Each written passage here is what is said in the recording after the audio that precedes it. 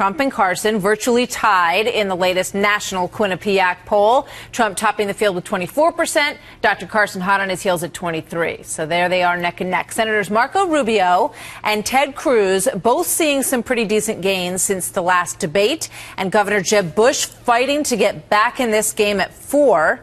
He is launching a new attack on President Obama and on Hillary Clinton. Here's some of it. Watch. Take it seriously, for crying out loud. You're President of the United States. Don't always say the dog eats your homework whenever there's a problem. Blame somebody else. Things happen. You accept responsibility and you go about fixing it. That is a shameful example of corruption that just gets passed on. That's somebody else's fault. Well, it isn't. It's the President of the United States' fault. They report to him.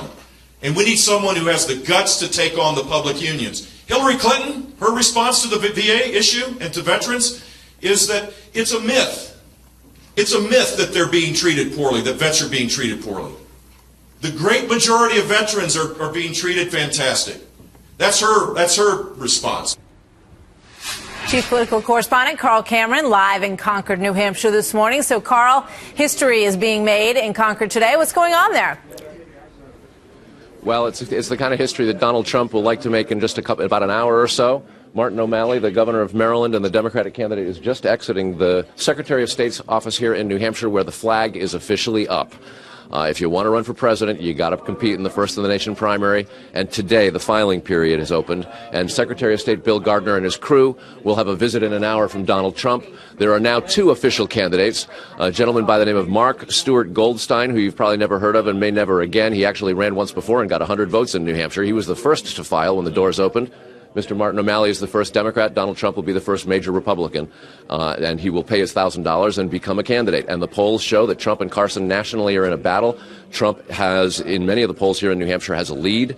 The New Hampshire primary, the Iowa caucuses, the early voting states are notoriously fickle. So even though the polls show that Carson and Trump nationally are in the 20s and far ahead of Cruz and Rubio, and that Jeb Bush has literally lost 60% of his support since the last Quinnipiac poll and is now down to 4%, and the rest of the field's under 3%, it doesn't mean much in New Hampshire. It doesn't mean much in Iowa. They make up their minds here in the last week. So 13 weeks and 6 days from now, they'll actually be voting. And you can't even see anything because it's so crowded just in anticipation of the Trump arrival here.